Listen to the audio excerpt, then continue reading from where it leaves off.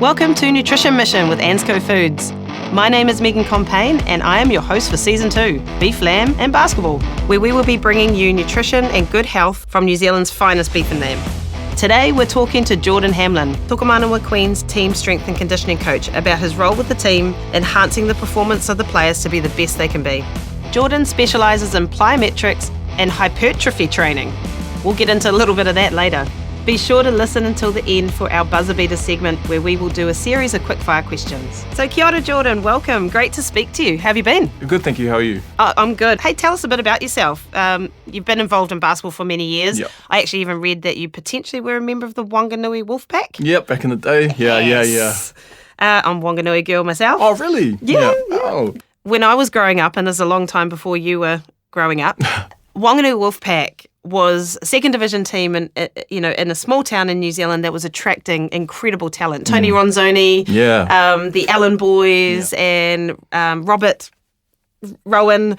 Big Rob. Yeah. And the Friday night games used to be packed out at Springvale Stadium. Yeah. But that was a long time ago. Yeah. So when did it come back, and how did I not know about this? So I think it came back, it must have been around sort of that like early 2010s, around that sort of time. And, you know, just a lot of like-minded people got together and really wanted to bring it back and just bring some life back to Wanganui basketball.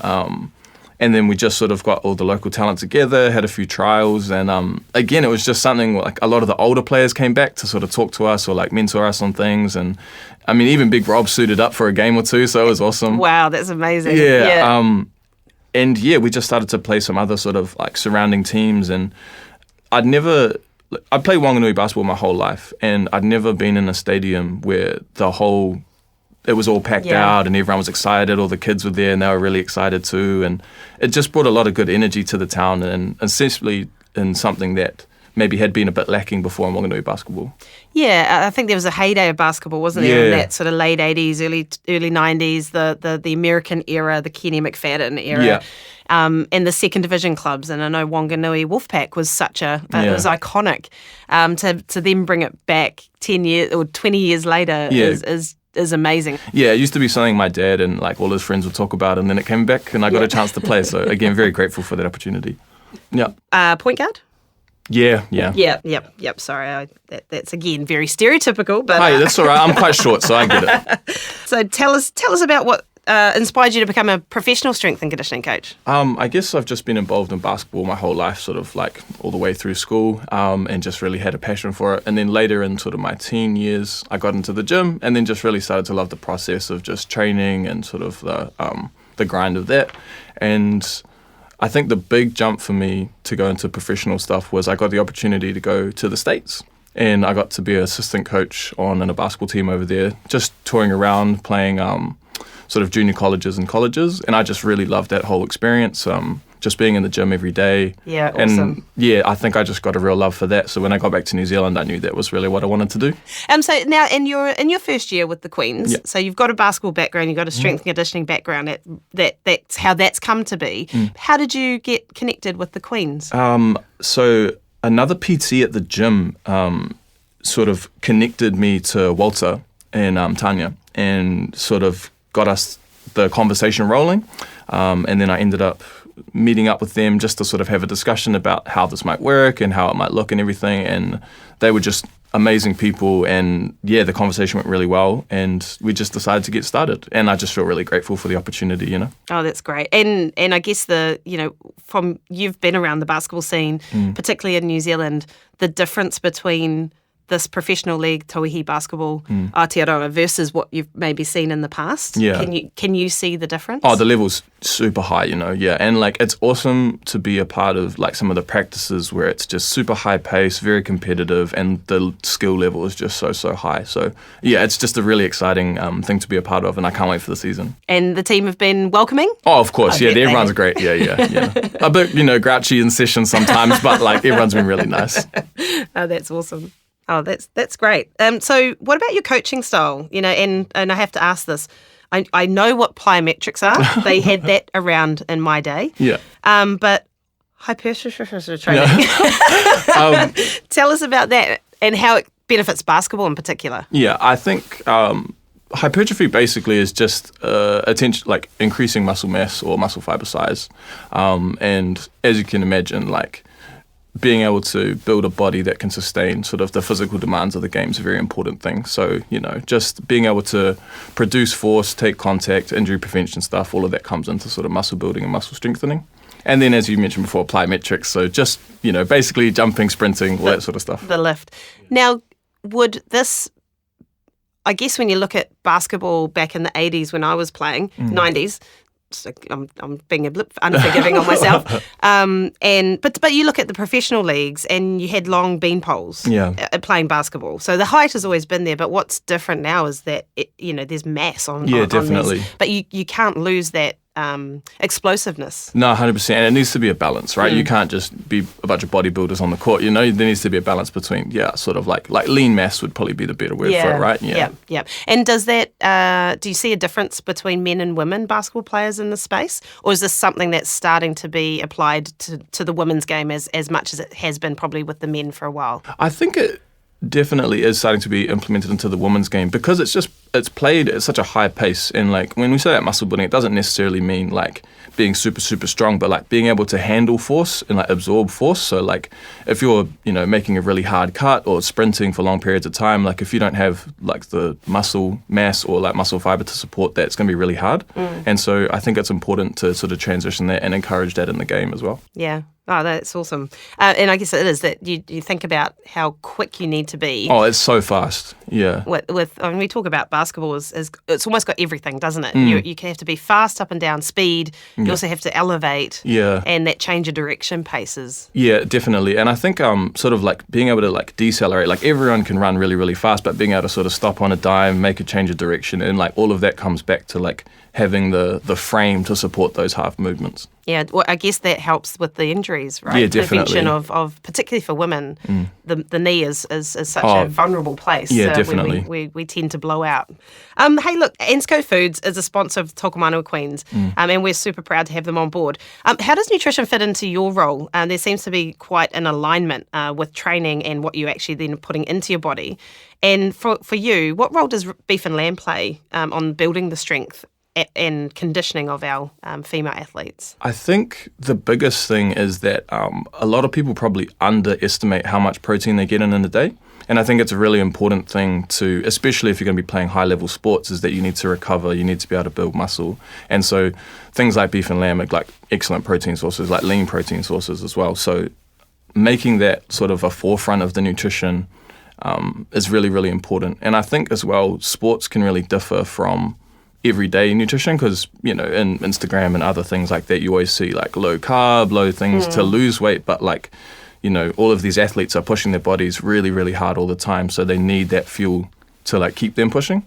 So when you're working in a team environment like the Tokomanawa Queens, do you line up with a dietitian or a nutritionist to understand what should be what we're providing, I guess, the information to our athletes to line up with their strength and conditioning program, or you've got a pretty good understanding of it yourself? I think right now we don't, but I think moving forward that would be an awesome opportunity to be able to work with someone and get that that other opinion in. But basically right now we're just sort of working through making small changes into their everyday diet, what is easy for them, and then just sort of encouraging sort of like higher protein, slightly higher carbs, timings of meals and everything like that, just to keep them performing.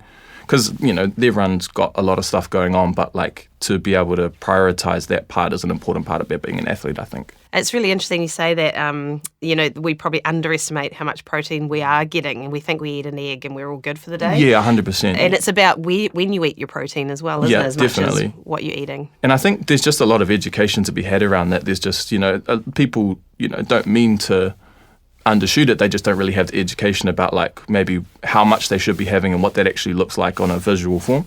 Do you think it's different for basketball players? Yeah. You talked about because of the demands of the game versus other athletes of how that nutrition element with strength and conditioning connect together? I think so as well. And like especially being a part of the Tokomanawa Queens this year, like they train a lot, and so it's really important that they look after themselves with the fuel. So like being able to have enough protein and sleep to recover well, and then making sure that they're having enough carbs and things like that to perform well on the court and have enough energy. If you sort of look at maybe like an everyday person or even other athlete sports, like that would differ a lot to how the basketball is played. So, yeah. Yeah, you talk about that.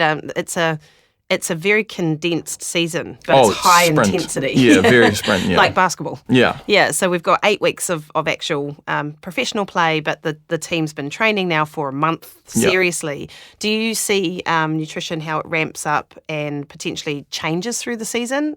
Or do you look at sort of a consistent approach and model? I'd say if we're talking in a team spec, I think it's sort of broadly like slightly higher carb and like higher protein would be like sort of a base level. But for each individual person, like their nutritional needs will change, and people have dietary requirements, or just, what might work for me might not work for you. And so like just being able to sit down with the athletes individually and sort of figure out a plan about what works for them and then how we can get them performing as well as possible. I know, I love that we've got people like you surrounding our female athletes and our basketball players now, because you're absolutely right. What works for some might not work for others, and I guess that load and the nutritional input is quite different when you're looking at the different shapes and sizes of our massively athletes. We had a workout yesterday, and Cece, who's like 5'2", and then we had Maya, who's like 6'5", so it's completely different with that sort of stuff. Yeah. What they're both putting into them. 100%, yeah. What about from a strength and conditioning point of view? How do you tailor a program from pre-season and then to sustain the load of the season as you sort of taper out to the other side? I think this month sort of in prep has been sort of a lot about like just trying to increase their strength and maybe explosiveness as much as possible. But then once that season hits, like you said, it's a sprint. It's a really, really quick season. So just taking everything back to sort of a maintenance level and just sort of like fine-tuning things so that like they're still working really, really hard, but like enough that they can still perform well in these games. And I think it's important to remember that like in my role, like I get really excited about the gym and how they perform, but they're not here for the gym, they're here for the court. So, yeah. Well, can you bust this myth for me? I used to argue with my coach all the time. I didn't want to lift upper body weights in season because it would mess with my shot. Is that true? I'm going to have to disagree with you slightly. I see your point, but slight disagreement. Yeah. Happy to do legs, happy to do abs. Yeah. Just leave the arms out. And mess up the touch. Yeah. Exactly. It didn't take much to mess it up. Hey, so healthy is a big word. And as you say, it means a lot to different people. And you did mention also before the Instagram kind of environment that we're all just exposed to and just get hammered with messages. What do you, if you're talking to the athletes and our players, what is good health about, and how do you apply it to the players? What's your advice to them? I think, first and foremost, I think balance is important, because going too hard in any direction is probably not a good thing. And like even if objectively like training really, really hard is a good thing, if you do it too much, it takes away from your performance. And I think what being healthy means different things to different people. So finding out what that means to you, but also understanding that a balance of things creates health, not just like an extreme in one direction. So if you're not a professional women's basketball player playing for the Tokomanawa Queens, what advice would you give to someone, just our regular people that understand what is healthy? We probably know what we shouldn't be doing, but know that they've got some some habits that they would break. And what's the first step that you would give someone? And probably in your PT role, you see lots of people coming through with that same, I'm stuck. What do you say to those people? I would say just start and don't be afraid to make mistakes. Like, they're going to happen and it's okay. Like, I feel like the gym is one of the best places to make mistakes, because you can, there's not a whole lot of pressure there. It's just sort of self-improvement. But I think just starting is important. Like, again, like what might be optimal for me might not be optimal for you or anyone else. So just try, start, and figure out what works for you. And what advice would you give as other aspiring athletes who are listening today? So our young queens who are out there listening, or other athletes from other codes, what advice would you give them when you're thinking about that holistic approach to their sport? I think when it comes to athletes, especially younger ones, is just like put the work in, and no matter how minuscule or like how bad that training might feel, those little 1% improvements every day really stack up. And so like there's always going to be things to improve upon. There's always going to be things to fine tune. So just sort of like finding a real passion for the work of it, and then just again stacking up those little 1% wins. Yeah, and I love the word balance, and a lot of people talk about it a lot now, particularly when you're balancing your physical well-being, health, and your mental well-being. It's massive. Such a critical, probably, and you're a lot younger than me, but certainly in our day we often didn't talk about those two relationships. I think they're interlinked a lot too. It's very hard to be super physically fit if you're really mentally bogged down, and then if you're sort of like quite sick, it's quite hard to be super positive. So I think they play a role in each other as well. So. Yeah. Okay, so one question at the end of this little chat and session. Favourite recipe? Beef or lamb? Ooh. Yeah. Give us your favourite. I did make a nice roast lamb last week, which was quite good. Very classic. Crispy on the outside? Crispy on the outside, a little gravy. It was good. Yeah. How long in the oven? I did about like an hour and a half and then let it rest for a little bit. It was I like it rare though, like quite pink in the middle. Yeah, So. I'm with you on that one. Yeah. But if I had to go beef, probably like a short rib, like braised short rib. Yeah, that was nice. Mint sauce or on the lamb? Yeah. I went for like a lemon yogurt garlic. Interesting. Yeah. A little different. Oh, garlic. Yeah, no, I'm with you on that one. Garlic and rosemary. That would be me. Yeah. Hey, it's been great to talk to you. But finally, we have, and this is the fun part, we're going to end with some buzzer beater questions. I'm going to ask you a few questions, and you're going to give me the first thing that comes to mind. Okay. Are you ready? Yeah. Morning person or night person? Oh, definitely morning. I know. Every single trainer definitely is a morning person. Has to be. Calves or biceps? Probably calves. We'll go calves. Every strength and conditioning coach I know. Yeah. Massive calves. Oh, yeah. Yeah. Yeah. What's your favourite hobby that's not sport? Oh, that's tough. Probably reading. We'll go reading. I like to read a lot. That rendered me speechless. Yeah? Yeah. I don't look like a reader? It's really unfair. I was thinking all kinds of other, maybe surfing or snow sport or, anyway. It's I love that. I love that. Hey, steak well done, medium or rare? You've answered that. Oh, rare for sure, yeah. Rare. I'm more of a medium rare, but on the rare side. Yeah, definitely rare. Have you got a nickname yet on the team? I do not. Oh, come on. I'm fearing the day that it happens, but I don't have one yet. Do I need to ring up one of the girls? Nah. I bet they have a nickname. Yeah, and I just don't know about it yet, probably. Exactly. Yeah. Exactly.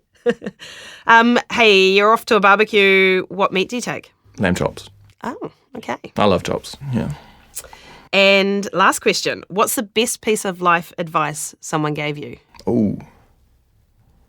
It's important to draw wisdom from many different places. To draw from one makes it become stagnant and stale. That's from a TV show when I was a kid. It was awesome. Wow. Yeah. Like Paw Patrol or what? Nah, Avatar The Last Airbender. You were a kid when Avatar came out. I know. Yeah, no, that's... No, well, it's been amazing talking to you, Jordan. Thank you so much for coming along. Thank you so much for joining us today. I really appreciate it. Thank you. Well, we've made it to the finish line of our third podcast of Nutrition Mission with Ansco Foods, Season 2, Beef, Lamb and Basketball. Thanks, Jordan, for joining us, and thank you for tuning in. If you've enjoyed this podcast and want to find out more, head to anscofoods.com/Queens for more insights and news. It's time for me to bounce. Until next time.